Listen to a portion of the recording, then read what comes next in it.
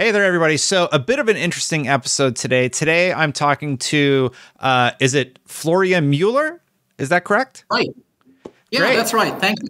Yeah, thank you so much for joining me today. And if you're not aware, Florian has a blog called Foss Patents, and he has really been following the Microsoft Activision Blizzard case. So just a little bit about Florian Mueller. You've contributed opinion pieces to CNN. You actively consult for Microsoft. You've consulted for Blizzard. And of course, you're most known for the Foss Patents blog, which has been closely covering this case. And you also wrote a computer book when you were 16. Is that true? Yeah, that's right. Long time ago. Yeah. What was it about? That was back in the days of Commodore home computers. Oh, wow. So those were basically times where people were switching from video game consoles like Atari 2600 to home computers because we were able to get games, quote unquote, for free by simply pirating them, by copying them. But I used that computer very much also to teach myself programming and then wrote books about programming. Oh, that's cool. What language do you code?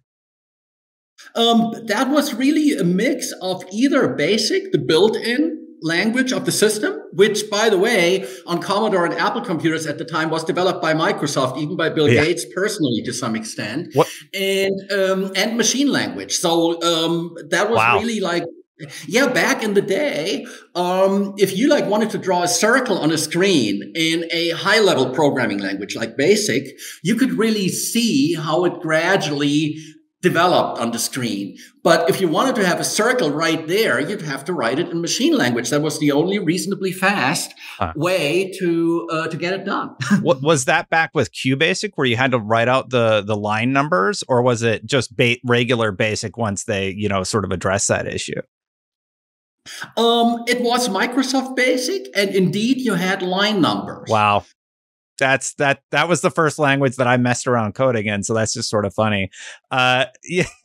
Anyway, I could nerd out about coding and stuff, but we're here to talk about some of your thoughts about the Activision Blizzard Microsoft merger. You have on your website, your opening sentences, I comment on intellectual property and competition issues facing the technology industry. Did I miss anything that you feel like we should disclose, or that you want to call out from your About Me section on Foss Patents? Yeah, I mean, I would just like to point out that the area in which I am working with Microsoft is really specific to issues that also affect me as an app maker. And that means it's not really a very specific project, but it is a broad range of issues. And then Microsoft is really just one of many organizations I am currently working with and have worked with over the years.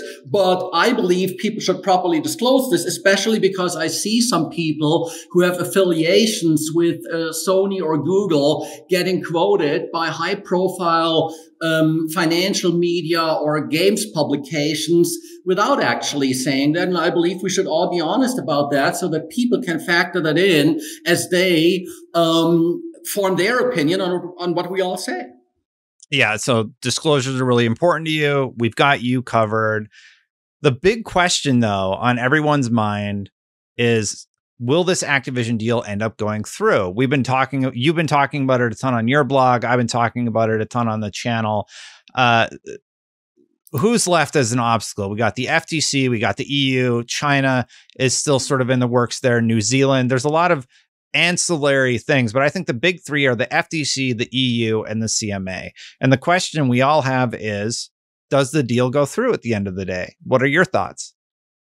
Well, especially after all the news that broke yesterday. Yeah. Where first there was that Bloomberg article on the structure of the remedies that Microsoft apparently proposed to the CMA in the UK, especially this very important aspect of them being prepared to pay for an independent, neutral third-party monitor so that the CMA wouldn't have to dedicate any of its own resources to an ongoing monitoring effort. That was the first piece of news yesterday that was interesting, followed up later by that Reuters story from Brussels, where three independent anonymous sources told Reuters that the European Commission was widely expected to be willing to clear this deal without requiring a divestiture, meaning a sale of assets. They would not insist on Microsoft, for example, selling Call of Duty to someone, which would, for various reasons,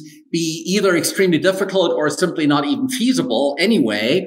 So with yesterday's news, I think that those who hope that the deal will happen can really look more optimistically into the future than before. I never really saw any serious legal issues here that stood in the way.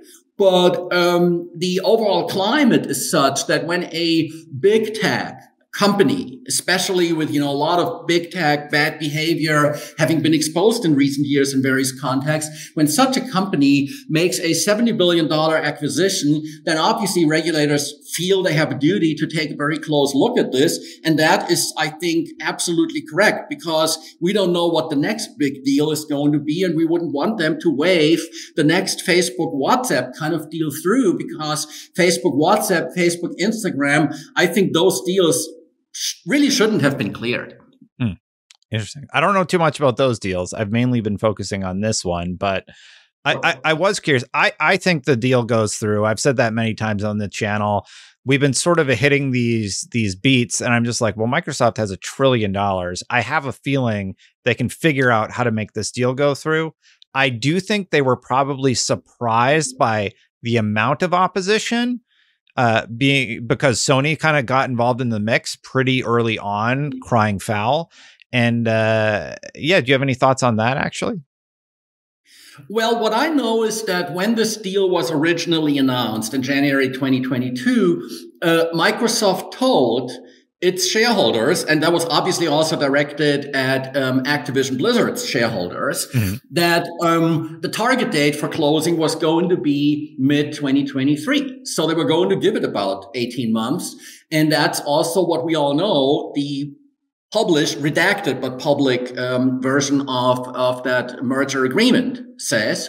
It's a closing deadline this summer. So I'm not sure they were totally surprised. Also,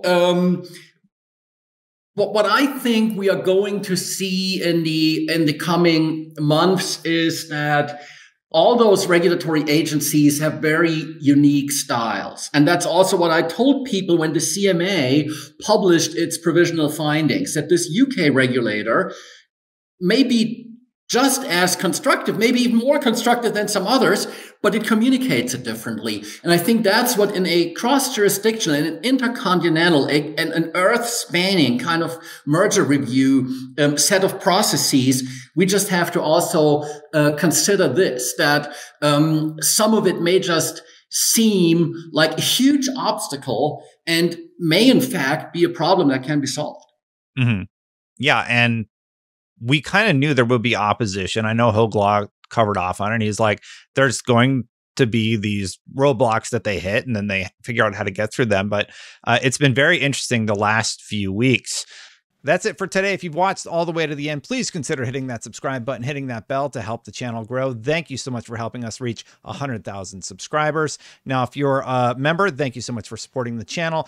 The full video is available to members right now, and we will do individual videos from segments of this interview. If you want to become a member and watch it right now, you click that join button. It'll be ad-free, as are all my videos. Be sure to check out this video over here where the FTC actually talked about how they're mostly siding with Microsoft on that individual case. And I'll see you for the next one. Bye for now, everybody.